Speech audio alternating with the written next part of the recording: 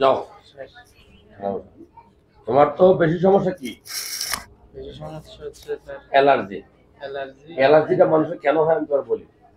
Allergy হয় বংশগত কারণে, অথবা খাবার থেকে, অথবা পরিবেশ থেকে। দেখবে যে কারো ঠান্ডা লাগলে অ্যালার্জি হয়, কারো গরমে ধোয়া থেকে অ্যালার্জি হয়, কারো একটা পুরোনো জামা কাপড় ঝাড়ি দিয়ে পরলেও অ্যালার্জি হয়, কারো মাছ খেলে অ্যালার্জি হয়, কারো মাংস খেলে অ্যালার্জি হয়।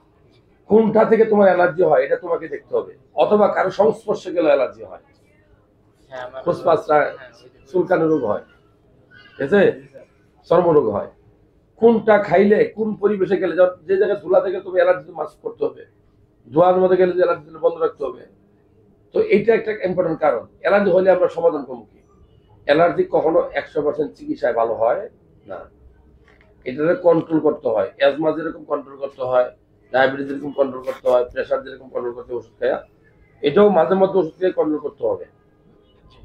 এখন তুমি যদি জানো যে এই কোল্ড ড্রিঙ্কসটা খালি তোমার অ্যালার্জি হবে, তারপর তুমি খাও, তাহলে সমস্যা। অনেক সময় কিছু ওষুধ থেকেও অ্যালার্জি হয়। তোমার জন্য ভালোবাসা রইল, ঠিক আছে।